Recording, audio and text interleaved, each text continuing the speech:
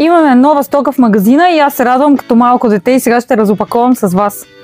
Първото, което ви показвам, са едни шкурки на Дирфос, които имаме в размер 125 и 150. Те са с общо приложение за дърво, твърда дървесина, метал, лакове, пластмаси, бои и се отличават със своята устойчивост на износване.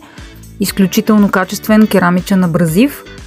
Юзит дискове с размер 225 мм, също в различни абразивности, предназначени конкретно за стени и тавани и основно за жирафи. Това са многопластови дискове с перфорация по цялата повърхност за максимално извличане на отделения прах по време на работа, както и ето тези шкурки, които са изцяло мрежа, също в размер 225 за жирафи. Абразивната мрежа е с най-добрата норма за отнемане на материал и имат дълъг експлоатационен живот. Следва адаптер на Flex, който позволява да използваме жирафите на Flex с други прахосмокачки, малко пликове. Тук пък имаме шкурки на жираф специално, които обаче влизат в един страхотен комплект на шестицата жираф на Flex. Ще ви покажа и тях. Специалната стойка за жирафи, която държи жирафа към прахосмокачката.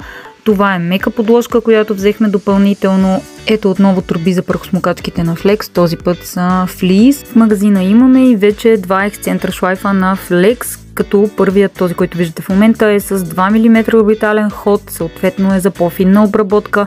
Другият е с 3 мм, по-универсален. Това са безчеткови, много компактни, много ергономични машини. И двата с включен филтрен патрон с сменяем пес филтър за по-лесно изхвърляне на прахта. Единият работи с диаметър 125, а другият с 150 и са подходящи за професионално шлайфане на дърво, лак, шпакловка и други повърхности. Това са едни уникални наколенки на Milwaukee, които са също с гел зона, много удобни и комфортни. А това тук е страхотният промокомплект на Flex, жираф, прахосмокачка, шкурки, куфър, всичко необходимо ще го видите в сайта e-meister.com.